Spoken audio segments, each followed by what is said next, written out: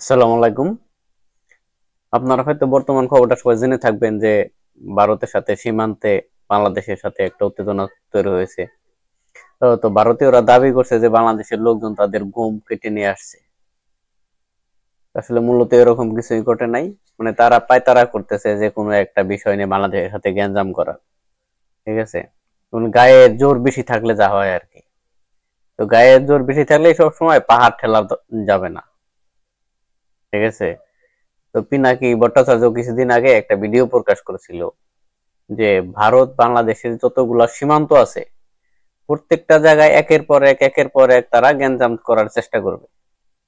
কিন্তু সেজন্য বাংলাদেশকে প্রস্তুত থাকতে হবে বা এটার পরিপ্রেক্ষিতে কাজ করতে হবে।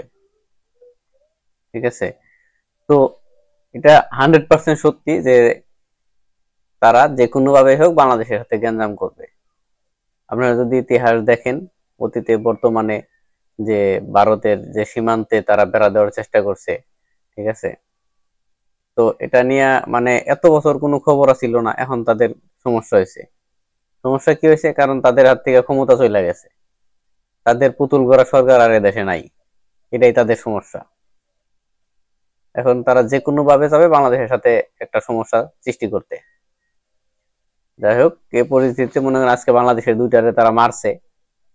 ঠিক আছে, এখন বাংলাদেশের করণীয় কি? বাংলাদেশ সরকার সেটা নিয়ে চিন্তা ভাবনা করার চিন্তা করবে। তো আমরা চাবো অবশ্যই উপযুক্ত পরিস্থিতি, যারা মানে সীমান্ত এলাকায় যারা থাকে তারা আসলে অনেক আতঙ্কে থাকে, বিপদে থাকে। ঠিক আছে, যারা সীমান্ত এলাকায় আছে তাদের পরিস্থিতি মানে বিএসএফ ওই দিন কাঁদানি গ্যাস মারছে, বোম মারছে, এই ধরনের অনেক গ্যাঞ্জাম করছে। কিন্তু বাংলাদেশের পরিপ্রেক্ষিতে কি ব্যবস্থা নেবে না নেবে সেটা তাদের ব্যাপার। কিন্তু এদেশের জনগণ, এদেশের মানুষ কখনোই সেটা হতে দিবে না। 18 কোটি মানুষকে কখনো এভাবে কেউ শেষ করে দিতে পারে না।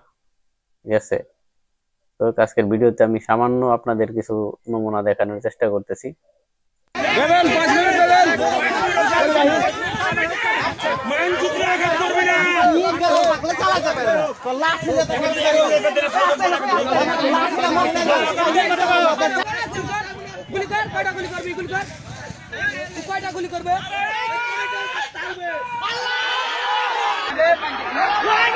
এই যদি হয় অবস্থা, দেখছেন অবস্থা। কখনো বাংলাদেশের মাটিতে তারাকে ঢুকতে দেবো না। আমরা যতটুকু রক্ত দিয়ে আমার দেশ স্বাধীন করেছি, এই দেশকে আমরা কখনোই ব্যবহৃত এক ইঞ্চি মাটিও আমরা ছেড়ে দেবো না।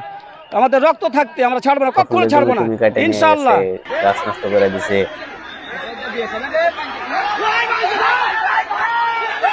ইন্ডিয়ার জনগণ এবং বাংলাদেশের জনগণ এখন উত্তেজনা, তারা তাদের বোম মারছে এবং গ্যাস ছাড়ছে আর কি। আর বাংলাদেশের লোক লাঠি লাঠি লাঠি হাইসালিয়ে আছে, বিডিআরকে সহযোগিতা করছে। চরম উত্তেজনা। আমার একটা বিষয় যে আমরা চোকা সীমান্ত এলাকায় 177/1 পিলারের সামনে যে কোনো একটা ঘটনাস্থলে ভারতের পাবলিক বাংলাদেশের পাবলিক একটা জুট ঝামেলা লাগেছে। জুট ঝামেলাকে নিয়ে ভারতের পাবলিক বাংলাদেশে এসে বড়ে বাগান, আম গাছ, ফসল পানি সবকিছু নষ্ট করে দেয়। ভারতের বিএসএফ নিজের হাতে ইট পাটকেল গ্যাস বাংলাদেশের উপর নিরপেক্ষ করে। বাড়িতে থাকি, আমি যখন পেঁয়াজ গাছছিলাম, আমার এক চাচা বললো এই ছেলেটা বিস্তারিত সব বলতে পারবো। চাইরা লেগে গেছে ইন্ডিয়ার ঘি। আমি করছি তাহলে তো বাচ্চা আমার দেশের কাজ যে আমার যে বিএনপি আমলকে এটাতে কাজে লাগে। আমার দেশ যদি রক্ষা করতে হবে, আমার দেশে এটি দেখছি তো ওরা কিন্তু টিএসএল বোম গুলি কিন্তু বিজেপিতে সবকিছু চালাইছে। বিএসএফ ইটকুল টিএসএল সবই চালাইছে। আমাদের বিজেপির একজনের আঙুল ফেটে গেছে, একটা কাইতে লেছে, মানে 1 ইঞ্চির খন্ড লেগে আছে। বরের বাগানের এটা মেলে গেলা গাছ কেটে ফেলে দিয়েছে। একজনের এটা একটা চোপ দিয়েছে, একজনের এটা একটা চোপ দিয়েছে। আমি সারা সাথে এতে পেটছে দিয়েছি, অনেক কোচে সবকিছু কেটে ফেলে দিয়েছে। বইয়ের বাগান দেখেন, আমার গেটে একটা দাদার বইয়ের বাগান আছে, একটা চাচার বইয়ের বাগান আছে, সব বিশ্বাস করে দিয়েছে। এখন কি করবো? আর কে চালাতে আমরা থাকতে পারছি না। খুব আমরা তো আপনি ভিডিওতে ছাড়েন জেনে দেশের মানুষ জেনে আছে, অস্ত্র মস্ত্র যা আছে, ককটেল মকটেল যা আছে সব ব্যস্ত করেন, জেনে আমার দেশের মাটি জেনে ওরা জেনে না নিতে পারে। ভারতের ইন্ডিয়া চায়রা সবকিছু। ভারত আমাদের উপরে অনেক অত্যাচার করছে। ভারত আমাদের গাছগুলো কেটে কেটে নিয়ে চলে যাচ্ছে। আমাদের কেড়ে যত গালা ছিল সব কেড়ে। একটা কথা আছে যে বন্ধু কত ভালো, খেতে আইলে তার সাথে ক্ষেত করে দেখো, তখন বুঝবা এই লোকটা কত ভালো। তো সীমান্তে তার সাথে তার বন্ধু, বন্ধু সীমান্তে গেলে বোঝা যায় বন্ধু না শত্রু।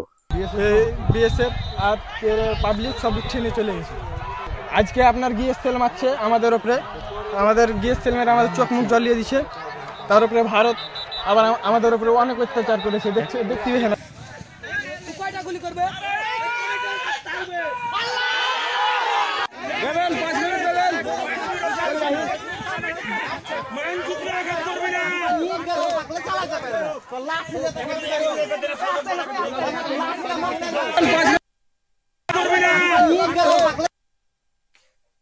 তো সবাই ভালো থাকবেন, বাংলাদেশের জন্য দোয়া করবেন, আর সবাই এক দলমত নির্বিশেষে সবাই এক থাকতে হবে, তা না হলে কিন্তু বাংলাদেশের সামনে ভয়ঙ্কর বিপদ আছে।